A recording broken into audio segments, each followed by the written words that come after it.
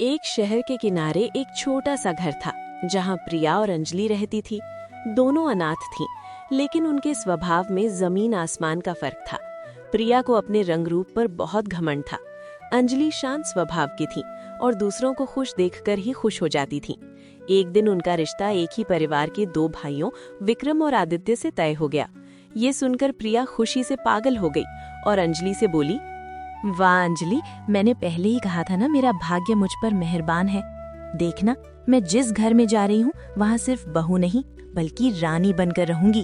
ऐसा रुतबा होगा मेरा कि लोग खुद कहेंगे कि ये लड़की किस्मत वाली है। और विक्रम, वो तो मेरे एक इशारे पर सब कुछ करने को तैयार रहेगा। मुझे पता है कैसे लोगों को अपने हिसाब से चलाया जाता है। सासू माँ को भी मैं बड़ी आसानी से अपने पक्ष में कर लूंगी। और अगर कभी कुछ पसंद नहीं आया तो मैं चुप रहने वालों में से नहीं हूँ। जो गलत लगेगा साफ साफ बोल दूंगी। मुझे किसी की नाराजगी से डर नहीं लगता। दीदी, आप हमेशा हर बात को बहुत जल्दी तय कर लेती हो। रिश्ते ऐसे नहीं चलते। किसी इंसान को, उसके स्वभाव को, उसके हालात को समझने में वक्त लगता है। शादी सिर्फ बड़े घर या आराम का नाम नहीं है, ये एक जिम्मेदारी है जहाँ इज्जत, समझ और प्यार सबसे जरूरी होते हैं। अगर हम शुरुआत से ही अपनी मनमानी करेंगे तो रिश्ते में टिकाव कैसे आएगा? लो, आ गई फिर तेरी समझदारी वाली बातें। तू तो बचपन से ही ऐसी है, सबकी सुनने वाली, सबको खुश करने वाली। वैसे भी आदित्य जैसा सीधा साधा और शांत लड़का तुझ पर ही जचता है। ऐसे लोग तुझे समझ पाएंगे। मैं थोड़ी अलग हूँ अंजलि। मुझे साधारण जिंदगी नहीं चाहिए। मुझे बड़ा घर चाहिए, बड़ी सोच चाहिए और ऐसी जिंदगी चाहिए जहाँ ठाट बाट हो, इज्जत हो और नाम हो, जहाँ मैं मालकिन की तरह रहूं। दीदी, बड़ा घर ईंटों और दीवारों से नहीं बनता, दिल से बनता है। और आदित्य वैसे नहीं है जैसा आप सोच रही हैं। वो बहुत समझदार हैं, बस दिखावा नहीं करते। कम बोलते हैं, लेकिन जब बोलते हैं तो सोच समझकर। मुझे अच्छा लगता है कि वो किसी पर अपनी बात थोपते नहीं, बल्कि सामने वाले की राय की कद्र करते हैं।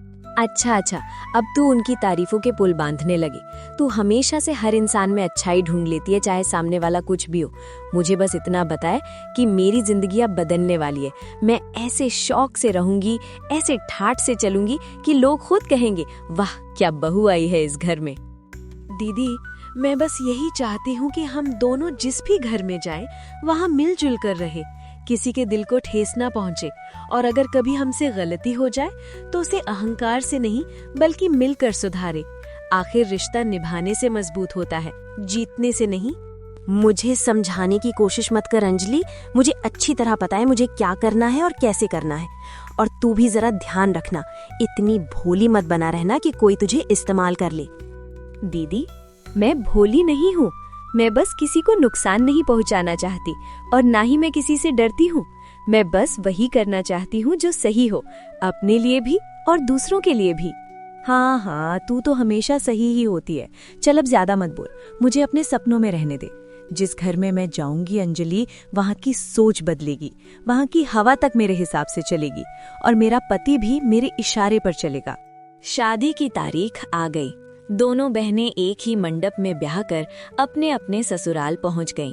घर की मुखिया थी सासू माँ सुमित्रा देवी। सुमित्रा देवी ने दोनों बहुओं का स्वागत किया। पहली नजर में ही वो समझ गई थी कि दोनों का स्वभाव अलग है। आओ मेरी बच्चियों, अंदर आओ। आज से ये चौखट तुम्हारी है, ये आंगन तुम्हारा है और ये घर तुम्हारी खुशियों का बसेरा। अब तुम्हें किसी परायेपन का एहसास नहीं होना चाहिए, क्योंकि जिस दिन बहू इस घर में कदम रखती है उसी दिन वो बेटी बन जाती है। किसी बात से घबराने की कोई जरूरत नहीं है। बस इतना चाहती हूँ कि तुम दोनों आपस में प्रेम से रहो, एक दूसरे का सम्मान करो और पूरे परिवार को अपना समझो। मैं तुम्हारी सास नहीं, तुम्हारी माँ बनने की कोशिश करूंगी। जी सासू माँ, हमें अच्छी तरह पता है कि अब यही हमारा घर है। हम कमजोर नहीं हैं कि किसी बात से डर जाएं। हम कोई गली की भिखारिन नहीं जो सिर झुका कर जिए। हम इस घर में जिम्मेदारी निभाने आई हैं, घर को अपने तरीके से संभालने आई हैं। और हाँ, उम्मीद करती हूँ कि हमें यहाँ रानी की तरह सम्मान मिलेगा। आखिर विक्रम मुझसे बहुत प्यार करते हैं और जहाँ प्यार होता है वहाँ किसी कमी की जगह नहीं होती। बेटी, शब्द सोच समझकर बोलने चाहिए। ये घर किसी का राज्य नहीं है और ना ही यहाँ कोई रानी या नौकर होता है। यहाँ सब बराबर हैं, प्यार से बंधे हुए। लेकिन तुम्हारी बातों में आत्मविश्वास कम और घमंड ज्यादा दिखाई दे रहा है। याद रखना, घमंड रिश्तों की नींव को खोखला कर देता है। माफ कर दीजिए सासू माँ, दीदी सफर से बहुत थक गई हैं, शायद इसीलिए शब्दों का संतुलन नहीं रख पाई। हम दोनों आपके दिए संस्कारों को सिर आंखों पर रखेंगे। हम पूरे मन से आपकी सेवा करेंगे और इस घर को सच में स्वर्ग बनाने की कोशिश करेंगे। आप बिल्कुल भी चिंता मत कीजिए, आपकी इज्जत और मान हमारे लिए सबसे ऊपर रहेगा। बेटी अंजलि, तुम्हारे शब्द मेरे दिल को छू गए। इतनी सरलता और मिठास आजकल बहुत कम देखने को मिलती है। जो इंसान अपने शब्दों से दूसरों को सुकून दे, वही असली धन लेकर आता है। ऐसे स्वभाव वाली बहुएं घर में सौभाग्य और शांति दोनों लाती हैं। माँ, आप प्रिया की बातों को दिल से मत लगाइए। वो दिल की साफ है, बस थोड़ी भावुक और सीधे शब्दों में बोल देती है। उसका इरादा किसी को ठेस पहुंचाने का नहीं था। वो अपने प्यार और अधिकार को जताने की कोशिश कर रही थी।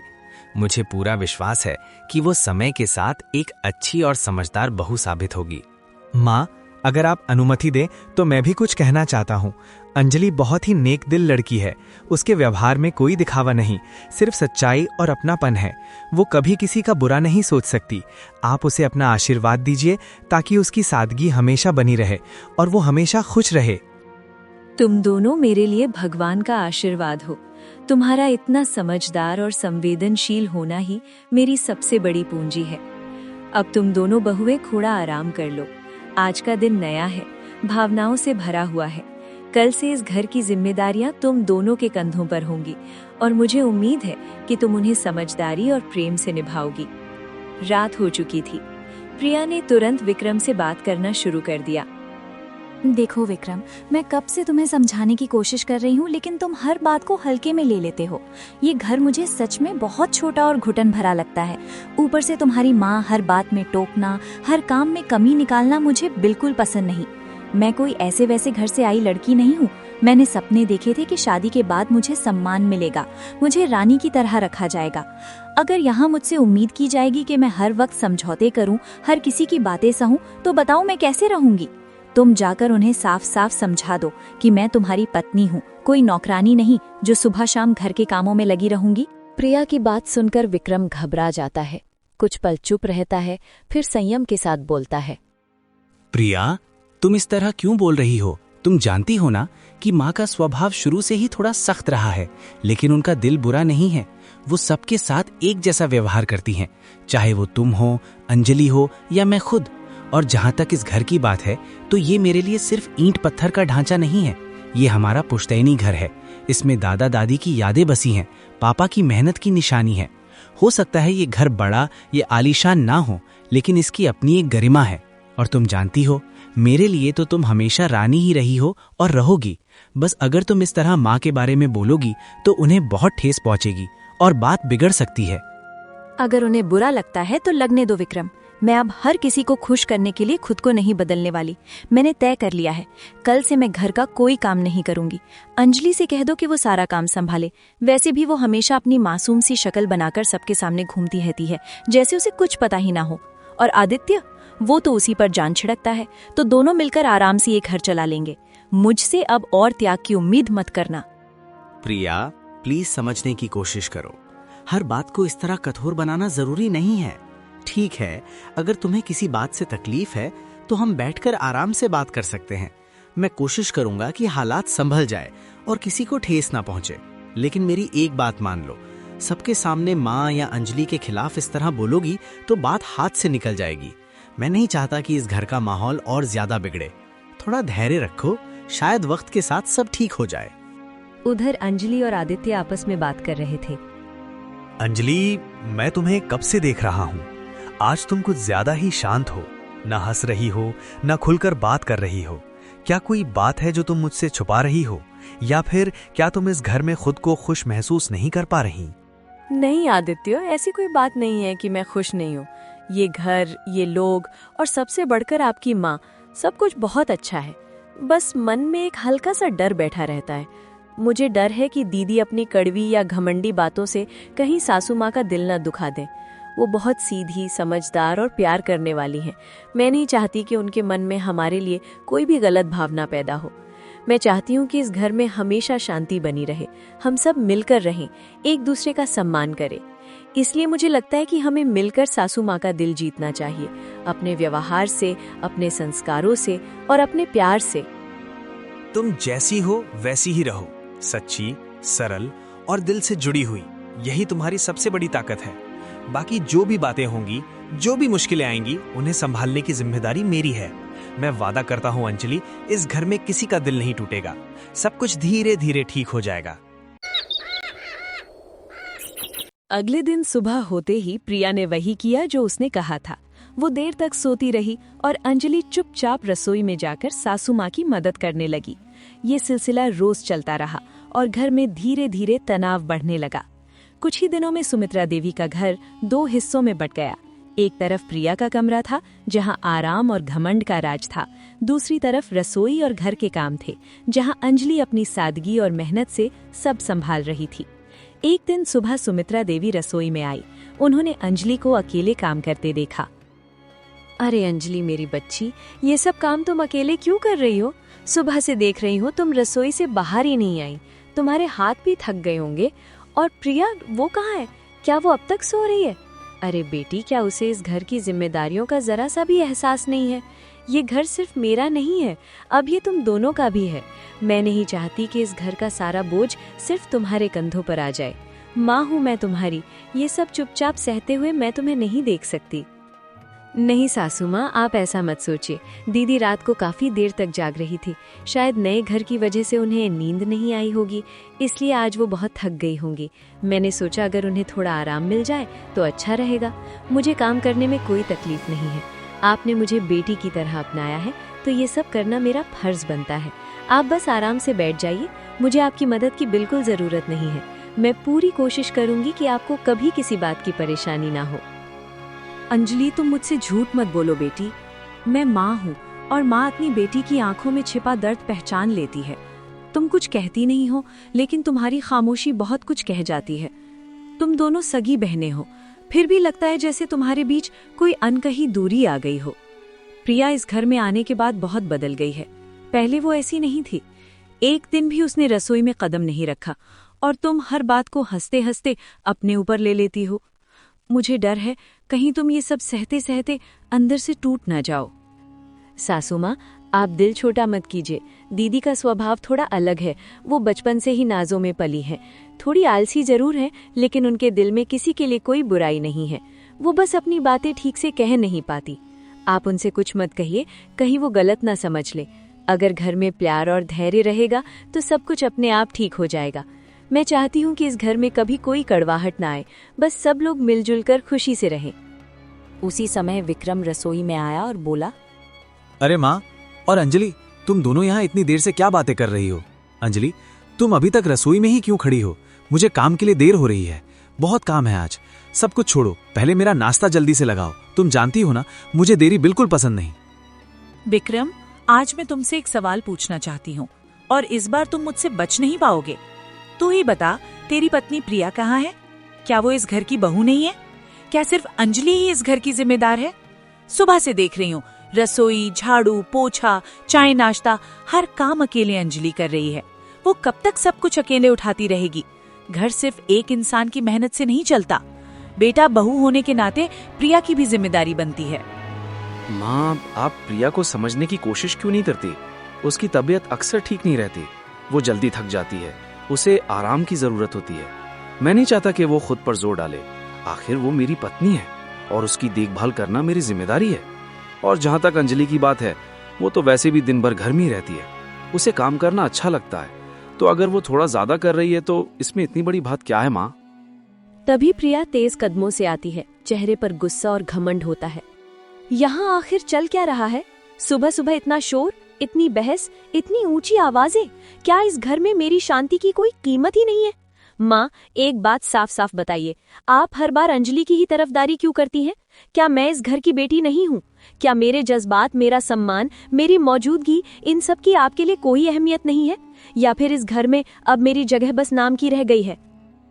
प्रिया, मैं किसी की तरफदारी नहीं करती। मैं सिर्फ सच का साथ देती हूँ। अगर तुम सच में इस घर की बेटी होती तो अपनी ही बहन को सुबह से रसोई में अकेले जूझते हुए देखकर तुम्हारा दिल चैन से अपने कमरे में आराम करने नहीं देता। बेटी, रिश्ते सिर्फ अधिकार से नहीं चलते, उनके लिए जिम्मेदारी निभानी पड़ती है। संस्कार सिर्फ कपड़ों और बातों से नहीं दिखते, वो व्यवहार से झलकते हैं। तुमने अपने घमंड में कर्तव्य, रिश्ते और परिवार तीनों को पीछे छोड़ दिया है।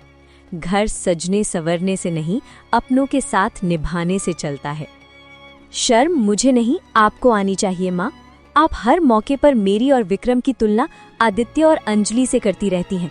आदित्य तो वैसे भी विक्रम जितना कमाता नहीं, और अंजलि, वो तो उसी के स्तर की है, साधारण, बिना किसी पहचान के, पूरी तरह एक काम वाली औरत जैसी। वो मेरी बराबरी, ये तो वो सपने में भी नहीं सोच सकती। मैं जिस स्तर पर हूँ वहां तक पहुंचना उसके बस की बात नहीं। प्रिया, बस बहुत हो गया अब। तुम माँ से इस लहजे में बात नहीं कर सकती, ना ही किसी को इस तरह नीचा दिखाने का तुम्हें कोई हक है। ये घर मेरे लिए भी उतना ही सम्मान का है जितना तुम्हारे लिए होना चाहिए। अगर तुमने अभी भी अपनी जबान पे लगाम नहीं लगाई तो मैं चुप नहीं रहूंगा। नहीं विक्रम, आज मैं चुप नहीं रहूंगी। आज सबके सामने सच बोले बिना मैं एक कदम भी पीछे नहीं हटूंगी। माँ, आप ये बात अच्छी तरह समझ लीजिए, ये घर अब मेरा है। मैं यहाँ किसी समझौते के लिए नहीं आई हूँ, मैं यहाँ रानी बनकर ही रहूंगी। अंजलि चाहे दिन रात काम करे, वो इस घर में हमेशा सिर्फ एक नौकरानी बनकर ही रहेगी। वो कभी मेरे बराबर नहीं हो सकती, ना आज ना कभी। आदित्य ये सब सुन रहा था, उसके चेहरे पर गुस्सा साफ दिख रहा था। अंजलि, तुम परेशान मत हो। इस घर में हमारी मेहनत और सच्चाई किसी की जबान से छोटी नहीं हो सकती। हम दोनों एक दूसरे का साथ निभाने आए हैं, ना कि किसी से मुकाबला करने। तुम जैसी हो वैसी ही रहो, सच्ची, सरल और आत्मसम्मान से भरी। जो लोग घमंड के सहारे खड़े होते हैं वो एक दिन खुद ही गिर जाते हैं। बाकी जो भी होगा मैं उसे सही और सम्मानजनक तरीके से संभाल लूंगा। आदित्य बेटा, शांति रखो। ये घर तुम्हारा भी उतना ही है जितना किसी और का। गुस्से में लिया गया फैसला अक्सर जिंदगी भर का पछतावा बन जाता है। वक्त सबका हिसाब करता है, सच्चाई का भी और घमंड का भी। विक्रम अपनी पत्नी का पक्ष लेता है। आदित्य चुपचाप चला जाता है। अंजलि की आंखों में आंसू थे, मगर उसने कुछ नहीं कहा। सुमित्रा देवी अंजलि को गले लगाया और मन ही मन फैसला किया कि वो इस घर में न्याय जरूर करेंगी। इस घटना के बाद प्रिया का घमंड और बढ़ गया। वो अंजलि को और भी ज्यादा ताने मारने लगी। कुछ दिनों के बाद एक सिद्ध साधु का आगमन हुआ। उनका नाम था स्वामी विवेकानंद। उनके हाथ में एक साधारण सी लाठी थी और चेहरे पर एक अजीब सी शांति। अलख निरंजन माता, मैं कई दिनों से भ्रमण कर रहा हूँ। रास्ता लंबा था, पैर थक गए हैं, शरीर में कमजोरी है, मुझे बहुत भूख लगी है और गला भी सूख रहा है। यदि इस पवित्र घर में एक वक्त का सरल भोजन और थोड़ा सा जल मिल जाए तो मेरी थकान दूर हो जाएगी। साधु का पेट भरना बड़ा पुण्य होता है माता, इसीलिए तुमसे विनती करने आया हूँ। सुमित्रा देवी ने उन्हें गौर से देखा और श्रद्धा से भरकर अंदर गईं। उन्होंने अंजलि को अपने पास बुलाया और कहा, दरवाजे पर एक पूज्य महात्मा आए हैं, उनकी सेवा करना हमारा धर्म है। तुम तुरंत रसोई में जाओ और साधु महाराज के लिए सादगी भरा लेकिन प्रेम से भरा प्रसाद बनाओ। जल्दी करो बेटी। जी सासू माँ, मैं अभी बनाती हूँ। मैं प्रयास करूंगी कि उन्हें किसी तरह की कमी महसूस ना हो, वो हमारे घर से संतुष्ट होकर जाएं। अंजलि तुरंत तेजी से रसोई में गई और साधु के लिए स्वादिष्ट भोजन बनाने लगी। उधर प्रिया भी साधु की आवाज सुनकर बाहर आई। उसने साधु को ऊपर से नीचे तक देखा और तिरस्कार से बोली, अरे ये कैसा आदमी हमारे दरवाजे तक चला आया है? कपड़े देखो, हालत देखो, ये तो किसी भिखारी से भी बदतर लग रहा है। माँ, आप सच में हैरान कर देती हैं। आप ऐसे अनजान और संदिग्ध लोगों को घर के अंदर क्यों आने देती हैं? क्या हमारा घर कोई धर्मशाला है जहाँ जो मनाए थका हारा भूखा प्यासा आकर दरवाजा खटखटाता रहे और हम सबकी सेवा करते फिरे? आज खाना मांग रहा है, कल पता नहीं क्या मांगने लगे। अनजान लोगों से दूरी रखना ही समझदारी होती है। आपको जरा भी डर नहीं लगता क्या? प्रिया, बस अब एक भी शब्द नहीं। तुम्हारी ये जुबान तुम्हारे संस्कारों पर सवाल खड़े कर रही है। ये व्यक्ति कोई साधारण भिखारी नहीं है, एक महात्मा है, थके हुए, भूखे और प्यासे। हमारी संस्कृति में अतिथि को भगवान का दर्जा दिया गया है। जो हमारे द्वार पर आता है उसे खाली हाथ लौटाना पाप माना जाता है। धन दौलत से बड़ा इंसान का हृदय होता है और तुम्हारे शब्द मुझे बहुत दुख पहुंचा रहे हैं। माँ, आप भावनाओं में बह जाती हैं। आजकल हर दूसरा आदमी महात्मा बनकर लोगों को बेवकूफ बनाता है। सम्मान हर किसी को नहीं दिया जाता, सम्मान वही पाता है जो उसके लायक हो। मैं अपनी मेहनत का खाना किसी अनजान इंसान पर यूं ही लुटाने नहीं वाली। मैं साफ साफ कह रही हूँ, ना मैं इन्हें खाना दूंगी ना पानी। हम कोई मजबूर नहीं है कि हर आने जाने वाले की सेवा करें। अगर आप चाहें तो करें, लेकिन मुझसे इसकी उम्मीद मत रखिए। साधु मुस्कुराए, लेकिन वे कुछ नहीं बोले। इतने में अंजलि भोजन लेकर बाहर आई और विनम्रता से बोली, साधु बाबा, कृपया मेरी दीदी की बातों को अपने हृदय से ना लगाइएगा। उनका स्वभाव थोड़ा तीखा है, पर उनका मन बुरा नहीं है। कभी कभी मन की उलझनें शब्दों में कठोरता बनकर बाहर आ जाती है। आप यहाँ पधारिए, इस चौकी पर बैठ जाइए। मैंने अपने हाथों से आपके लिए सादा सा भोजन बनाया है। ये भोजन किसी महल की रसोई से नहीं आया, न ही इसमें कोई विशेष व्यंजन है, पर इसमें मेरी पूरी श्रद्धा है, मेरी मेहनत है और वो आदर है जो मैं अपने बड़ों और अतिथियों के लिए रखती हूँ। यदि इसमें कोई त्रुटि रह गई हो या ये आपकी अपेक्षाओं पर खरा ना उतरे तो मुझे अपनी बेटी समझकर क्षमा कर दीजिएगा बाबा। बेटी, तुम्हारे हाथों में सचमुच अमृत बसता है। इस भोजन की सुगंध नहीं, बल्कि तुम्हारे मन की पवित्रता मेरी आत्मा तक पहुंच रही है। तुम्हारी आवाज में कोई बनावट नहीं, कोई दिखावा नहीं, सिर्फ सच्चाई है, और वही सच्चाई सबसे बड़ा आहार होती है। आज तुमने मुझे भोजन से अधिक एक ऐसा सुकून दिया है जो वर्षों के तप से भी नहीं मिलता। पर बेटी, मैं यहाँ केवल भूख मिटाने नहीं आया हूँ। मैं एक ऐसी चीज की तलाश में हूँ जिसे पाना हर किसी के बस की बात नहीं। बाबा, आप जो भी कहना चाहते हैं निसंकोच होकर कहिए। ये घर भले ही छोटा हो, पर आपके लिए हमारे द्वार और हृदय दोनों खुले हैं। अगर हमारी सामर्थ्य में होगा तो हम आपकी हर इच्छा पूरी करने का प्रयास करेंगे। मुझे इस घर की सबसे कीमती अमानत चाहिए बेटी। न सोना, न चांदी, न धन दौलत, न जमीन जायदाद। मुझे वो चाहिए जो इस घर को सांस देता है, जो इसे जोड़े रखता है, जो सब कुछ सहकर भी कभी शिकायत नहीं करता। वो चीज जो सबके सामने है, फिर भी किसी की नजर में नहीं आती। ये कैसी पहेलियां बुझा रहे हैं आप बाबा? इस घर को अगर कोई चलाता है तो वो सिर्फ मैं हूँ। मेरी मर्जी के बिना यहाँ पत्ता तक नहीं हिलता, और मैं कोई वस्तु नहीं हूँ जो आप यूं मांगते फिरें। नहीं बेटी, तुम भ्रम में हो।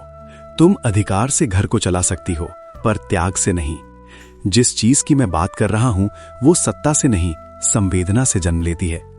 वो चीज तुम सबके भीतर है, पर उसकी असली रोशनी सिर्फ एक ही व्यक्ति में झलकती है। साधु धीरे धीरे अंजलि की ओर देखते हैं। अंजलि, क्या तुम मुझे वो दे सकती हो जो तुम्हारे पास सबसे अनमोल है? वो जो सबसे अधिक है पर सबसे ज्यादा छुपा हुआ है। वो जो तुम सबके लिए रोज कुर्बान करती हो पर कभी किसी से मांगती नहीं। बाबा, मेरे पास देने के लिए कुछ भी नहीं है। न धन है, न नाम, न पहचान। मेरे पास बस मेरी सादगी है, मेरी मेहनत है, और मेरा वो मन है जो हर अपमान को चुपचाप सह लेता है। अगर यही आपको चाहिए तो मैं अपना पूरा जीवन इस घर की सेवा में अर्पित कर दूंगी। जो कुछ भी मेरे भीतर है सब आपके चरणों में समर्पित है। नहीं बेटी, मुझे तुम्हारा जीवन नहीं चाहिए। मुझे चाहिए तुम्हारा वो आंसू जो तुम रात के अंधेरे में किसी से छुपाकर अपने तकिए पर गिराती हो। वो आंसू जिसमें तुम्हारी पीड़ा भी है, तुम्हारी सहनशीलता भी और तुम्हारी सच्चाई भी।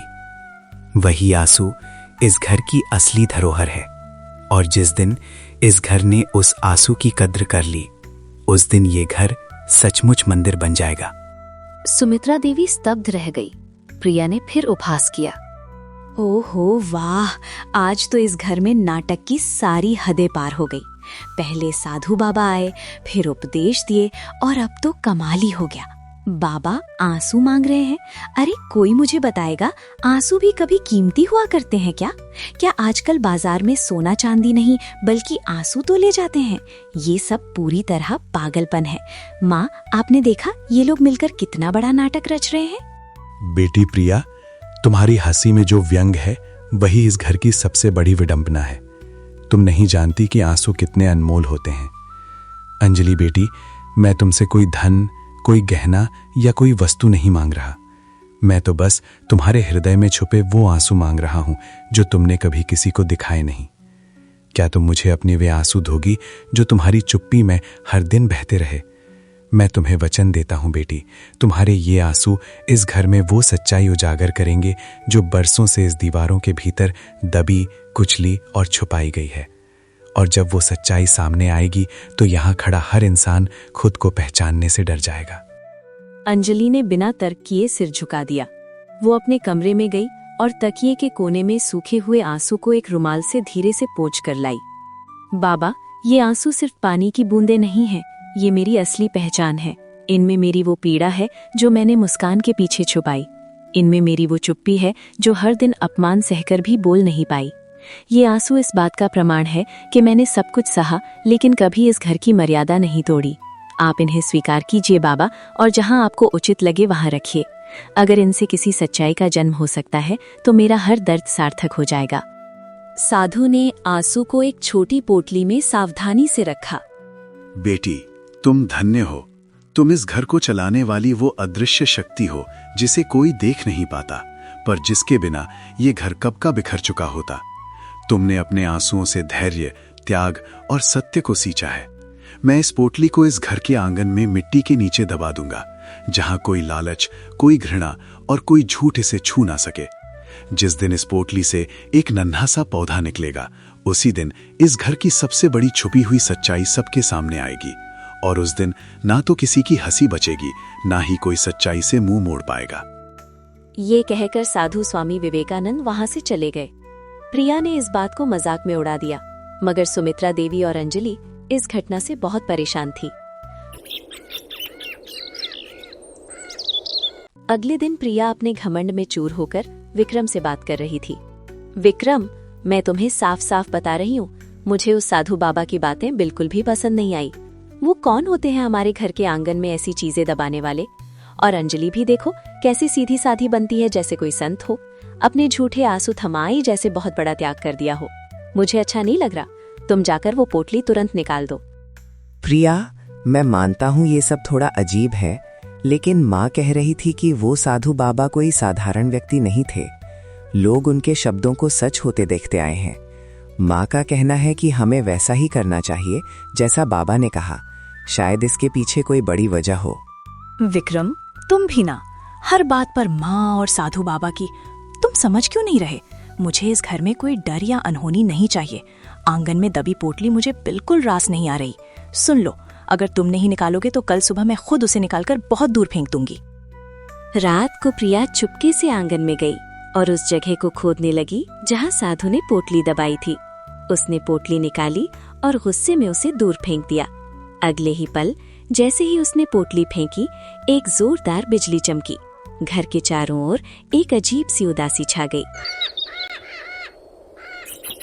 अगले कुछ हफ्तों में विक्रम का काम ठप हो गया। उसे व्यापार में भारी नुकसान हुआ और घर में दरिद्रता आने लगी। प्रिया का घमंड अब चिंता में बदल गया। विक्रम, मुझे समझ नहीं आ रहा कि ये सब हमारे साथ क्यों हो रहा है। जिस घर को हमने अपने सपनों से सजाया था, आज वही घर धीरे धीरे उजड़ता जा रहा है। तुम्हारा व्यापार, जिस पर पूरे परिवार का भरोसा था, वो एक झटके में डूब गया। आज हालात ऐसे हो गए हैं कि हमें रोजमर्रा के खर्चों के लिए भी सोचना पड़ रहा है। मेरा दिल कहता है कि ये सब अचानक नहीं हुआ है। मुझे पूरा यकीन है कि उस दिन साधु बाबा का इस घर में आना और अंजलि का भावुक होकर अपने आंसू देना, यही इस विनाश की शुरुआत थी। अगर अंजलि उस दिन इतनी भावुक ना होती, अगर उसने बाबा की बातों में आकर अपने आंसू ना दिए होते, तो शायद आज हमारा घर इस हालत में ना होता। प्रिया, अब बस करो। हर बार अपनी गलती से मुंह मोड़कर किसी और को दोष देना बंद करो। आज जो कुछ भी हमारे साथ हो रहा है, उसकी असली वजह अंजलि नहीं, तुम खुद हो। क्या तुम्हें याद है तुमने बाबा की पोटली को किस घमंड और तिरस्कार के साथ फेंक दिया था? उस समय बाबा ने साफ साफ कहा था कि उस पोटली में इस घर की सच्चाई छुपी हुई है और उस सच्चाई का अपमान करना इस घर के लिए भारी पड़ सकता है। लेकिन तुमने उनके वचनों का मजाक उड़ाया, उन्हें ढोंगी समझा और उस पोटली को नष्ट कर दिया। आज जो नुकसान हम झेल रहे हैं, वो उसी अहंकार का परिणाम है और अब उसका दंड हम सबको भुगतना पड़ रहा है।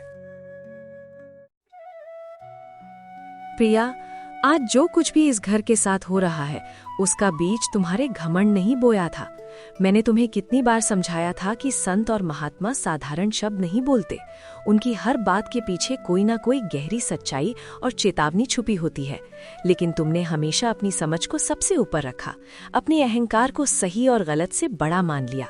ये छोटी सी गलती नहीं थी प्रिया, ये तुम्हारा वही अहंकार था जिसने पूरे घर की नींव हिला दी। आज ये घर संकट में है तो उसकी जिम्मेदार तुम हो। अब समय आ गया है कि तुम अपनी गलती स्वीकार करो और सच्चाई का सामना करना सीखो। एक सुबह सुमित्रा देवी आंगन में बैठी थीं। तभी उन्हें एक छोटा सा पौधा उगता हुआ दिख रहा था।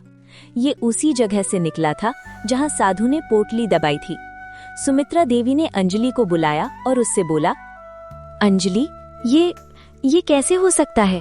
जिस जगह से प्रिया ने उस पोटली को अपमान के साथ फेंक दिया था, उसी जगह आज ये पौधा लहलहा रहा है। ये चमत्कार कैसे हुआ बेटी? क्या सच में साधु बाबा का वचन सच था? सासू माँ, मैं आपसे अब तक ये बात कह नहीं पाई क्योंकि मैं नहीं चाहती थी कि किसी के मन में कड़वाहट आए। जिस रात दीदी गुस्से में पोटली फेंकने गई थी, मैंने सब कुछ देख लिया था। मैं चुपचाप बिना किसी को बताए उनके पीछे पीछे चली गई थी।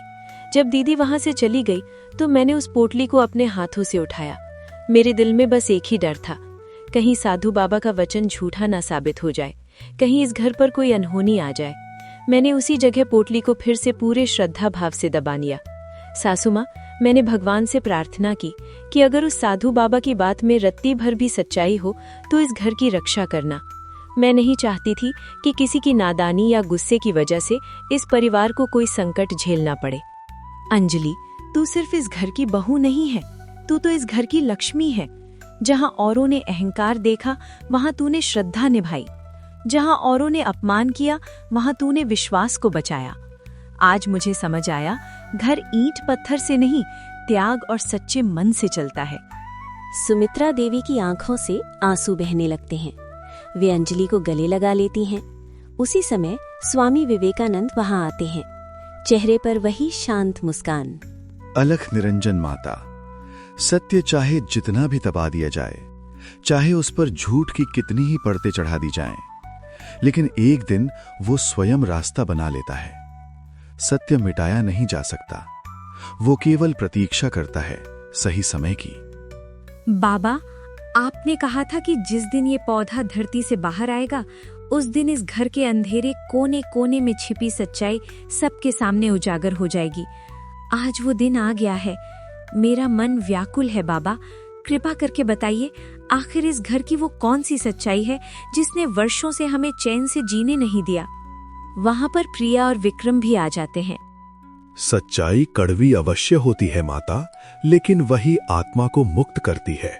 सुनो, इस घर पर कोई साधारण बाधा नहीं थी, बल्कि एक पुराना श्राप था। ऐसा श्राप जो बाहर से नहीं, घर के भीतर से जन्म लेता है। जब इस घर की बहुएं एक दूसरे से ईर्ष्या करेंगी, अपने घमंड को प्रेम से बड़ा मानेंगी और त्याग को कमजोरी समझेंगी, तब ये घर चाहे कितना भी कमाए, कभी समृद्ध नहीं हो पाएगा। धन आएगा लेकिन टिकेगा नहीं, खुशियां आएंगी लेकिन ठहरेंगी नहीं। माता, मैंने अंजलि से कभी साधारण आंसू नहीं मांगे थे, मैंने उससे उसकी आत्मा का दर्पण मांगा था। उसके आंसू कमजोरी के नहीं थे, वे प्रेम, धैर्य और त्याग से उपजे हुए सत्य के मोती थे। उन आंसुओं में अपने लिए नहीं, इस पूरे परिवार के लिए जीने और सहने की शक्ति थी। वही आंसू एक बीज बन गए जो इस घर को श्राप से मुक्त कर सकता था। लेकिन जब घमंड ने आंखों पर पर्दा डाल दिया, जब अहंकार ने प्रेम को अपमानित किया और प्रिया ने उस पोटली को तिरस्कार के साथ फेंक दिया, तब वो श्राप फिर जाग उठा। इसीलिए व्यापार डूबा, इसीलिए सुख छीन गया और इसी कारण इस घर की नींव हिलने लगी। पर सत्य कभी हारता नहीं माता। अंजनी ने किसी से शिकायत नहीं की, किसी पर दोष नहीं डाला। उसने उसी पोटली को फिर से सच्चे मन से धरती में दबाया और अपने प्रेम, धैर्य और निस्वार्थ सेवा से उसे सींचा। आज जो पौधा तुम देख रही हो, वो केवल मिट्टी से नहीं उगा, वो अंजलि की आत्मा से उगा है। इस घर की सबसे कीमती वस्तु न सोना है, न जमीन, न धन दौलत, बल्कि अंजलि का वो सच्चा मन है जो हर अपमान के बाद भी इस घर के लिए धड़कता रहा। ये सुनकर प्रिया चौंक पड़ी, उसका घमंड टूट गया। माँ, अंजलि, आज मेरे अहंकार की सारी दीवारें ढह चुकी हैं। अपने घमंड में मैंने तुम्हें ही नहीं, अपने ही घर को जला दिया। मैंने प्रेम को कमजोरी समझा और त्याग का मजाक उड़ाया। आज समझ में आया कि असली शक्ति चिल्लाने में नहीं, चुपचाप सहने में होती है। मुझे माफ कर दो। अगर हो सके तो मुझे एक मौका और दे दो। मैं सच में बदलना चाहती हूँ, सिर्फ शब्दों से नहीं, अपने कर्मों से। माँ, गलती सिर्फ प्रिया की नहीं थी। मैंने भी आंखें बंद रखीं। मैंने सच जानते हुए भी गलत का साथ दिया। अंजलि की मेहनत, उसका त्याग, उसकी चुप्पी, हम सब ने उसे उसकी मजबूरी समझ लिया। आज मुझे एहसास हुआ कि वो चुप थी क्योंकि वो इस घर को टूटते नहीं देख सकती थी। मैं वादा करता हूँ माँ, अब से सही और गलत के बीच कोई समझौता नहीं होगा। बेटा, गलती करना इंसान का स्वभाव है, लेकिन उसे स्वीकार करना केवल सच्चे दिल वाले ही कर पाते हैं। याद रखना, सत्य का रास्ता कठिन होता है, लेकिन वही अंत में शांति देता है। जहां प्रेम होता है, वहां श्राप भी हार जाता है, और जहां सच्चाई होती है, वहां घमंड टिक नहीं सकता। अंतिम सच्चाई। उस साधु ने जो पौधा उगाया था वो कोई साधारण पौधा नहीं था। उस श्राप को खत्म करने वाला पवित्र पौधा था, जो अंजलि के सच्चे दिल और त्याग से उपजा था।